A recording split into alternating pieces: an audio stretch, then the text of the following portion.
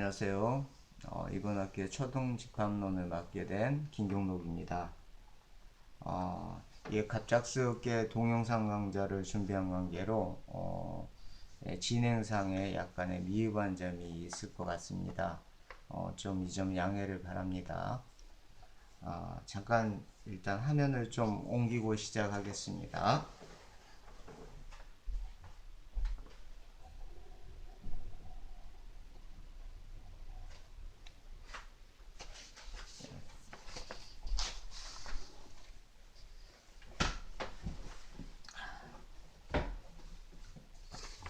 자, 본 강좌는요, 유튜브로 업로드 할 겁니다. 그래서, 미리 이 강좌를 시청하려면 지메일 계정이 필요합니다. 그래서, 이 좀 번거롭더라도 전부 가입을 해 주시기 바랍니다. 그리고 이걸 나중에 이제 학교에 제가 업로드 한 후에, 과대표나 아니면은 그 학교 그 강의 공지사항란에다가 제가 따로 URL 이 주소를 안내할 예정입니다. 그냥 그 주소 URL을 보시고 그쪽으로 접속해 들어오시면 되겠습니다. 25분짜리 동영상으로 올라갈 건데요. 제가 한 주에 3시간이지 않습니까? 그래서 3개짜리 동영상이 일주일마다 올라갈 겁니다. 그러니까 다음 주까지 하면 총 6개의 동영상이 되겠죠. 그래서 녹화를 이거 나중에 시청할 때요, 출석에 대한 관련 근거가 필요하기 때문에 나중에 여러분들이 이 녹화 시청할 때 처음 밑에다가 시작할 부분에 댓글에다가 이름을 쓰시고요. 학번 뒤에 학번 뒷자리 두 자리 있지 않습니까? 학번 내가 끝으로 뭐 72로 끝난다면 7이라고 쓰면 되겠죠. 이름 어,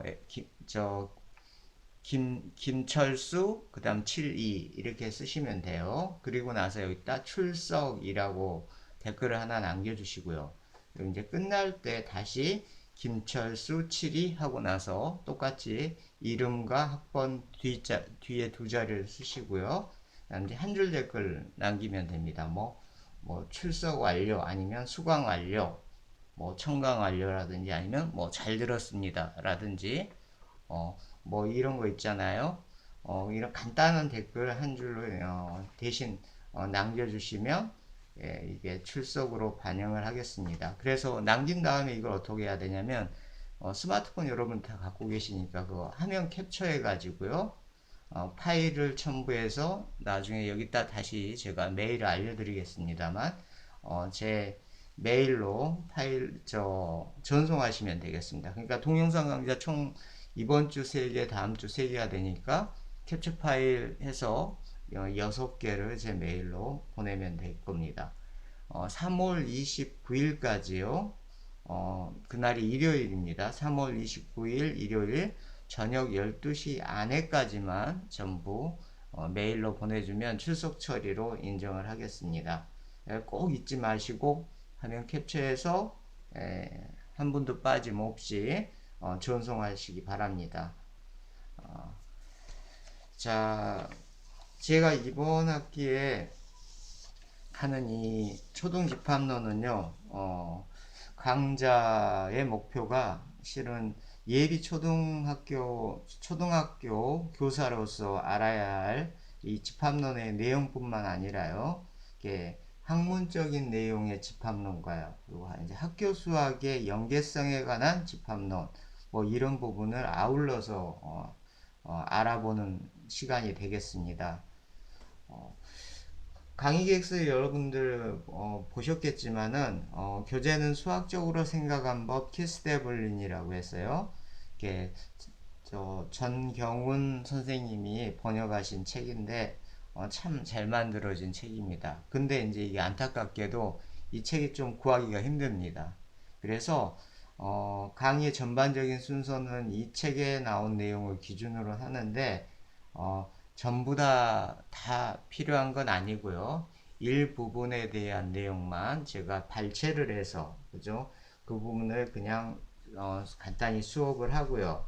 그 다음 이제 또한 이제 실제적인 집합론에 대한 학문 수학으로서의 집합론에 대한 내용도 따로 발췌를 해서 제가 또 하고요. 그리고 학교 수학하고의 연계성에 따지는 이 학문 수학과의 연계성에 따진 집합론 부분을 또 제가 발췌를 해서요. 자체 제작한 그 강의 자료를 나중에 오프라인상에서 만나게 되면 그때 나눠 드릴 거니까 특별히 이번 학기엔 교재는 준비 안 하셔도 됩니다.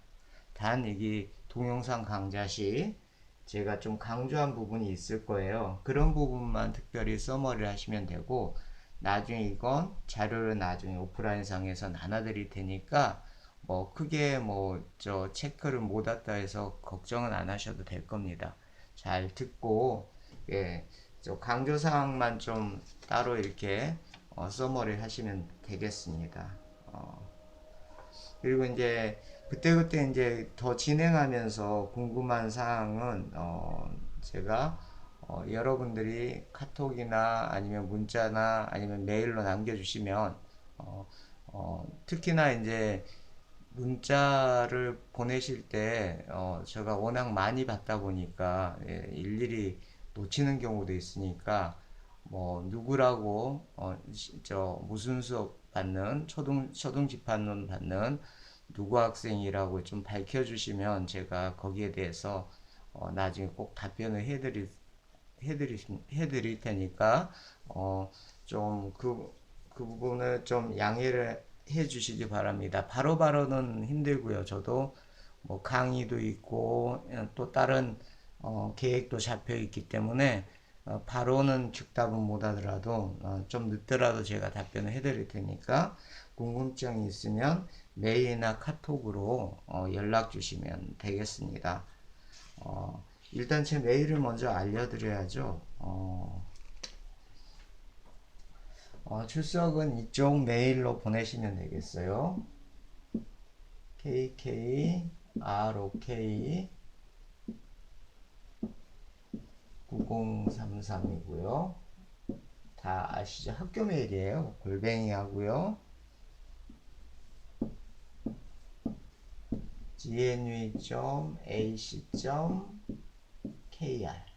그죠? 이쪽으로 보내시면 되고요. 그리고 강의 계획서에 나와 있죠. 나중에 이쪽으로 빠지지 말고 보내주셔야 제가 출석 처리를 할 수가 있습니다.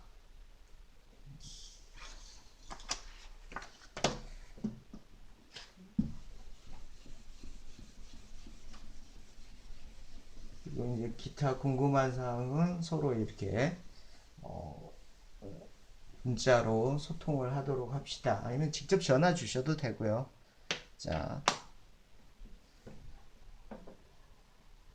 그 다음 이제 좀 시작을 해볼까요? 그러면은 네.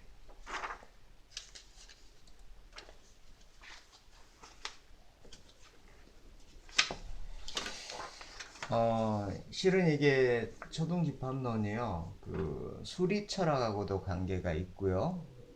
또 하나는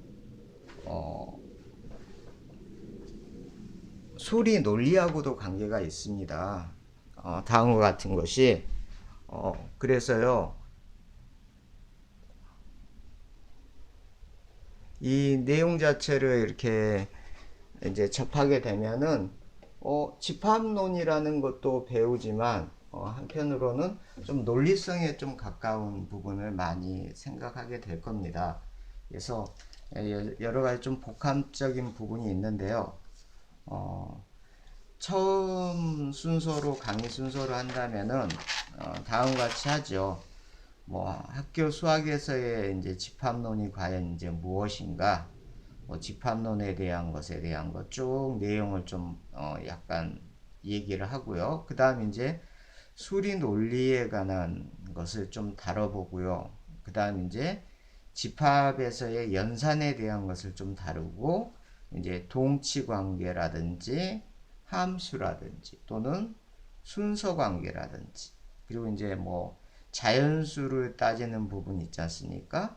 거기에 대한 거라든지, 선택공리라든지, 가부번집합이라든지, 기수서수 이런 순으로 하는데, 그러면서 되도록이면 이제 너무 학문 수학을 너무 강조하면은 실은 좀 초등 수학 교육 과정에 좀 필요한 부분이 여러분들한테는 또 많이 필요할 것 같아서 그 부분에 대한 부분을 좀 더 첨삭을 해서 뺄 건 빼고 추가할 건 추가해서 그쪽 부분에 대한 것을 좀 더 첨삭해서 좀 강의를 진행하도록 하겠습니다.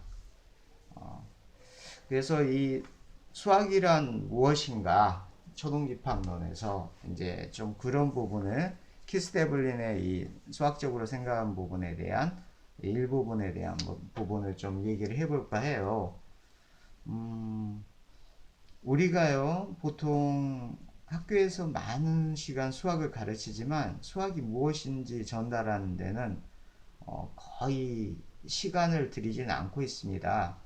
그 대신에 뭐 문제를 어떻게 풀지, 다양한 풀이 방법에 대한 다양한 절차를 배우고 그런 거에 대한 적용하는 데 초점을 맞추고 있어서 은근히 이게 큰 그림이 그리는데 그런 부분에 좀 놓치고 있는 경향도 있어요.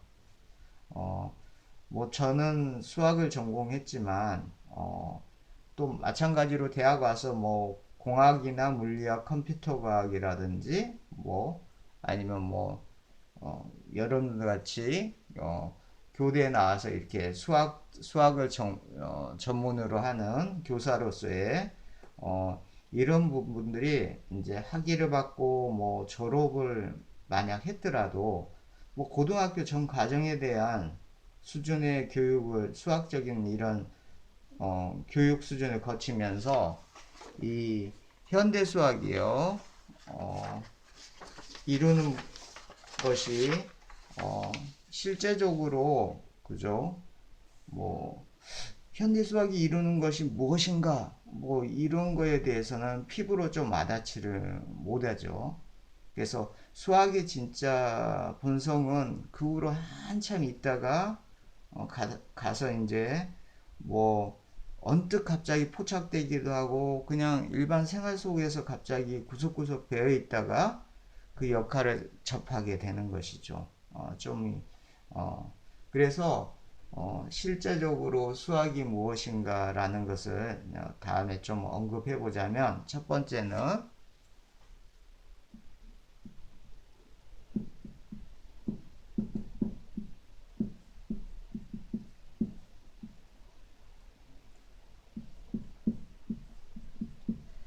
산수 이상의 것이다 라고 할 수가 있지요. 쉽게 말하면은 계산 또는 산수이라고 하죠. 우리가 수학하면은 뭐 더하고 빼고 곱하고 나누고 이런 거 계산하는 거. 물건 살 때 돈 내고 그 물건값 거슬러 지불하고 거슬러 받는 거 뭐 이런 것만 단순하게 생각할 수 있는데 수학이라는 건 이런 산수 이상의 것이다라는 것이죠. 예, 대부분의 우리가 이용하고 있는 오늘날의 수학은 300년에서 400년 넘지 않은 수학입니다. 그 중에 상당수가 거의 100년도 안 된 것들이 상당히 많죠. 가끔 그럼에도 불구하고 초중고등학교 교과서에 교과과정에 적용된 수학은 아주 전형적으로 오래된 것 2000년이 넘는 것도 간혹 있긴 해요. 근데 그렇게 오래된 것을 가르친다고 해서 잘못된 것은 아닙니다.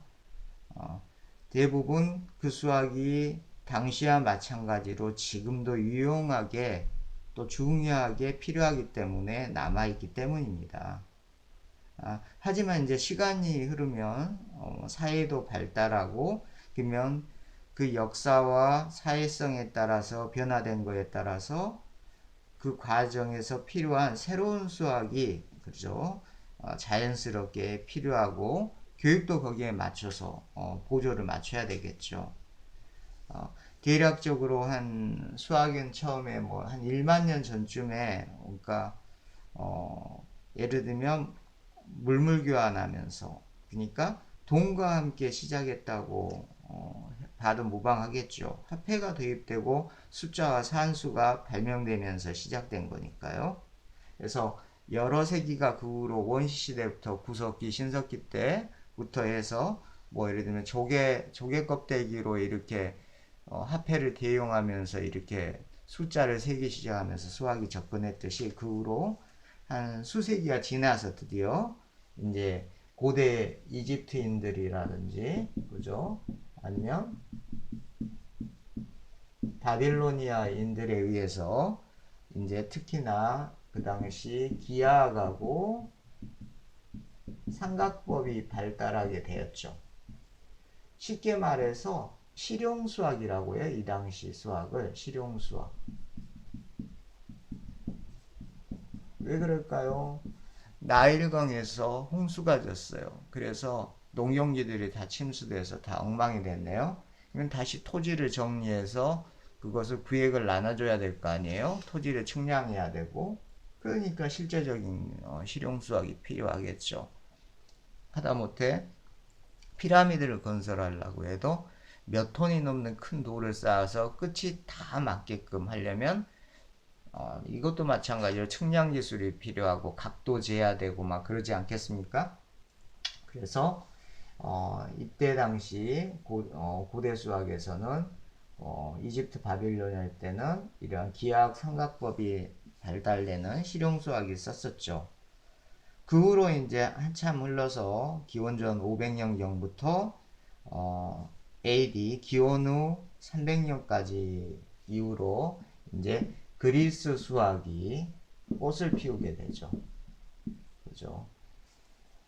그래서 이 그리스 수학에서 뭐 대표적인 학자들이 여러 명이 많이 있습니다만은 뭐 그 중에서 뭐 탈레스라는 사람이 있는데요. 그 사람은 이제 수학에서 정확히 진술한 주장을 형식 논증으로 논리적으로 이렇게 증명할 수 있다는 아이디어를 도입을 했어요.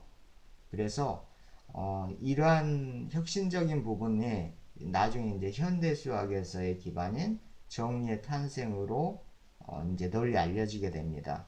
그래서 그리스 수학 하면은 그때 집대성한 책이 하나 있습니다. 여러분들 많이 들어보셨을 거예요. 유클리드 원론이 되겠죠. 유클리드 원론. 그래서 이 원론이 그러니까 성서 이후로 가장 많이 읽힌 책으로도 정평이 나 있죠. 그만큼 논리 논증에 따라서 뛰어난 구성력을 갖고 있는 책이라고 보시면 되겠습니다. 물론 이거의 바탕은 기하학의 영향을 받은 거죠. 그래서 기하학을 그리스 시대 때도 기하학 부분이 특히나 꽃을 피게 됩니다.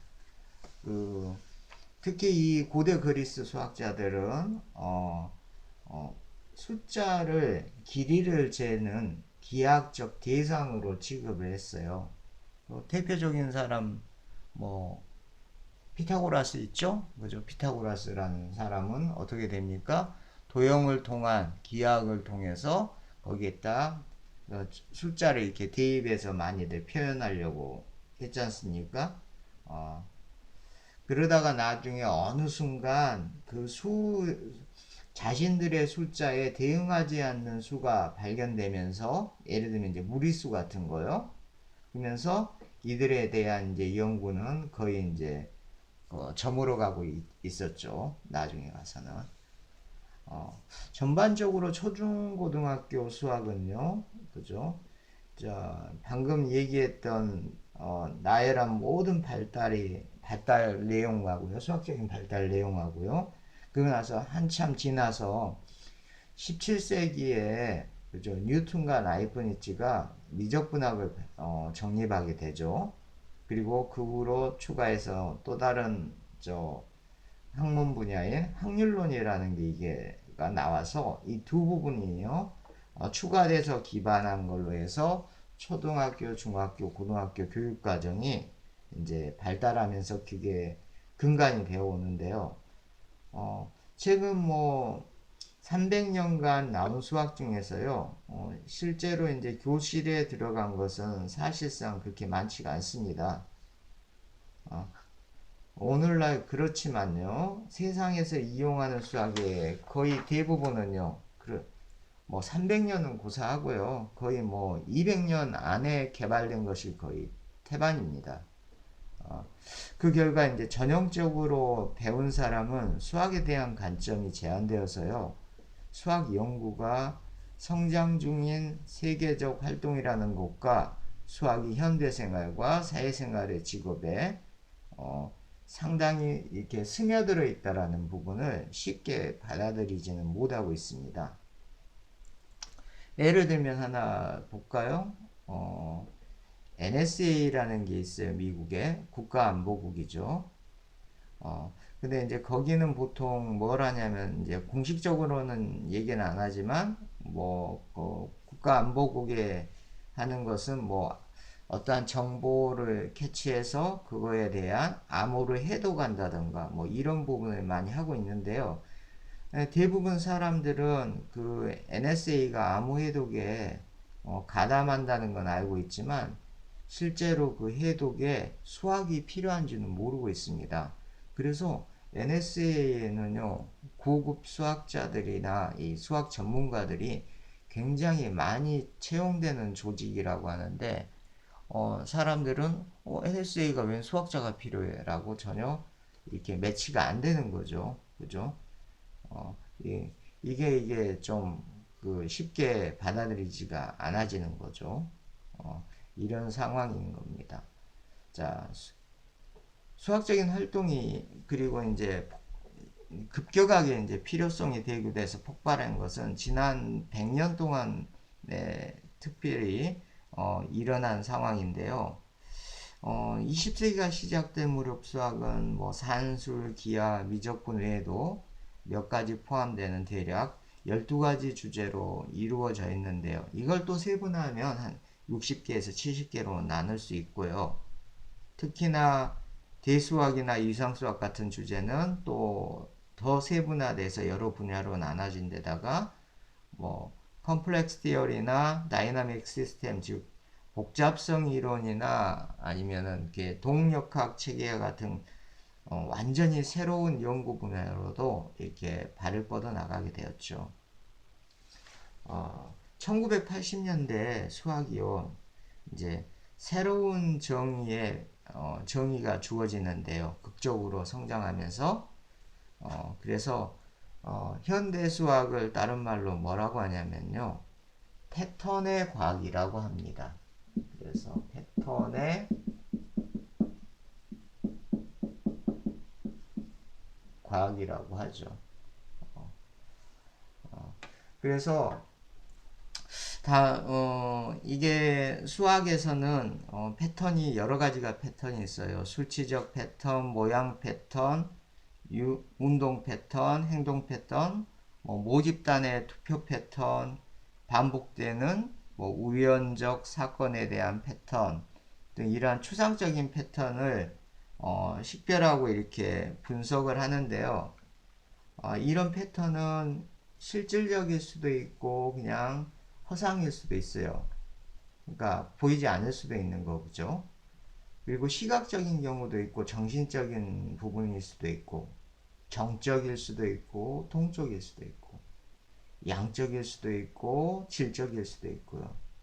뭐 실질적으로 이렇게 필요할 수도 있고 아니면 뭐 오락거리일 수도 있고요. 이렇게 상황별로 이렇게 좀 패턴은 나눠지죠.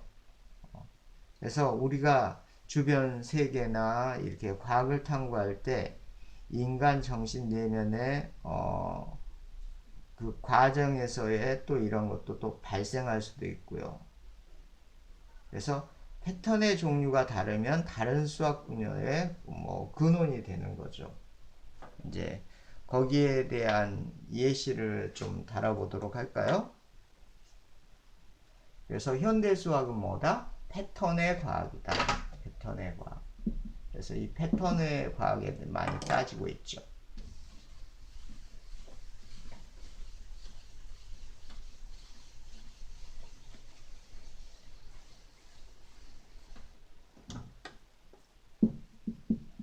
그래서 자, 이 패턴의 과학에서 예를 들면은 뭐 산수하고 수로는요 어떤 패턴을 다루냐면 수와 수를 세는 패턴이 되는 거죠. 수를 세는 패턴을 다루고요. 그죠? 그 다음 뭐 기하학이란 부분 같은 경우는요 우리가 초등학교에 다루는 도형은 전부 다 기하학이죠. 그죠? 이 기하학은 모양 패턴을 나타냅니다. 모양 패턴이죠. 수학적인 부분으로 표현한다면, 패턴으로 한다면. 그 다음에요, 미적분학 같은 경우는요,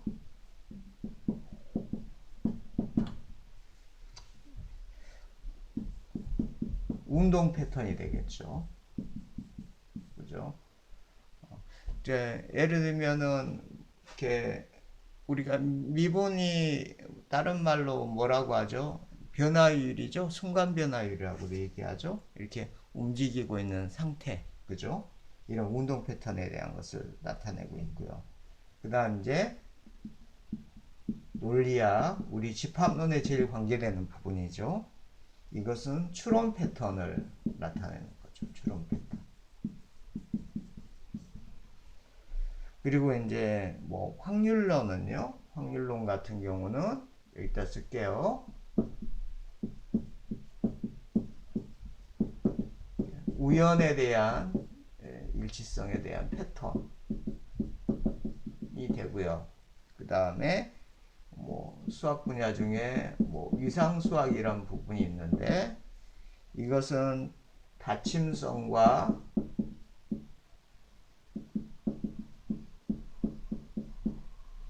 그 다음 위치에 대한 패턴이 되겠습니다.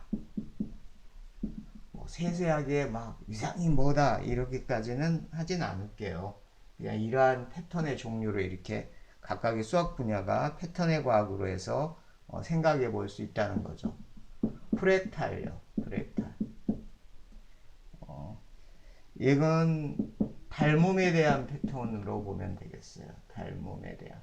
원래는 이게 다른 말로 자기유사성이라는 전문 용어를 쓰기도 하는데 우리 교육과정에서 학교 수학에서는 이게 다른 표현을 하는 닮음이 좀 더 적합하겠죠. 그래서 닮음에 대한 패턴이 되겠죠. 그래서 이런 식으로 여러 가지 패턴을 생각할 수가 있겠죠. 자, 잠깐 좀 쉬었다가 다시 하도록 하겠습니다.